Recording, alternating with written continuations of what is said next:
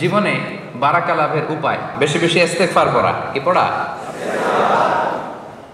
পড়েন আস্তাগফিরুল্লাহ, পড়েন আস্তাগফিরুল্লাহ,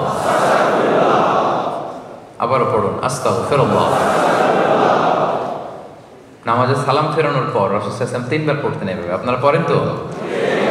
পড়বেন। পড়লে জীবনে বারাকা নেমে আসবে। সূরা নূহে এসছে, নূহ আলাইহিস সালাম ওনার জাতিকে বলেছিলেন ফাকুলতু আস্তাগফিরু রাব্বাকুম ইন্নাহু কানা গাফফারা। তিনি বলেছিলেন, হে আমার জাতি গোষ্ঠী, বেশি বেশি ইস্তেগফার করো, ক্ষমা চাও আল্লাহর কাছে, তিনি মেহেরবান। ইউরসিলিস সামাআ আলাইকুম মিদরারা, যদি ইস্তেগফার করো কি পাবা? আকাশ থেকে রহমতের বৃষ্টি নাজিল হবে। মরুভূমিতে বৃষ্টির চেয়ে দামি কিছু হয় না।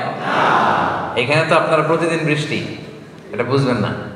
তো নূহ আলাইহিস সালাম বলতেছেন যে আকাশ থেকে রহমতের বৃষ্টি আসবে যদি বেশি বেশি ইস্তেগফার করো। ওয়া ইউমদিদুকুম বিআমওয়ালি ওয়া বানিন, আল্লাহ তোমাদের সম্পদে বরকত দিবে, সন্তানে বরকত দিবে। ওয়া ইয়াজআল লাকুম জান্নাতিন ওয়া ইয়াজআল লাকুম আনহারা, তোমাদের গাছ পালা, বন বাদার এগুলো ফুলে ফলে সজ্জিত হবে, ঝর্ণা প্রশোভন দিয়ে ভরে যাবে তোমাদের লোকালিটি।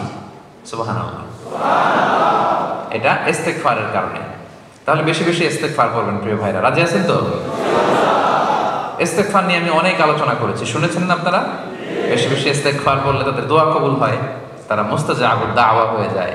এবং রাসূলুল্লাহ সাল্লাল্লাহু আলাইহি ওয়াসাল্লাম ইরশাদ করেছেন, মান লাজিমাল ইস্তিগফার, যে সব সময় ইস্তেগফার করে। লাজিমা ইয়ালজামু মানে লাজিম হয়ে থাকে, লেগে থাকে, সাথে সাথে এটা ছাড়ে না, সে 3টা জিনিস পায়।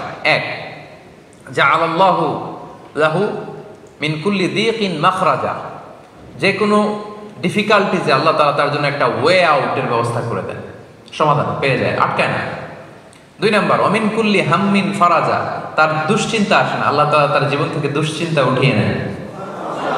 3 নাম্বার, ওয়া ইয়ারযুকহু মিন হাইসু লা ইয়াহতাসিব, এমন জায়গা থেকে আল্লাহ রিজিকের ব্যবস্থা করে দেন সে কল্পনাও করতে পারে না। কি বললে এগুলো পাওয়া যায়? কি বললে? ইস্তেগফার।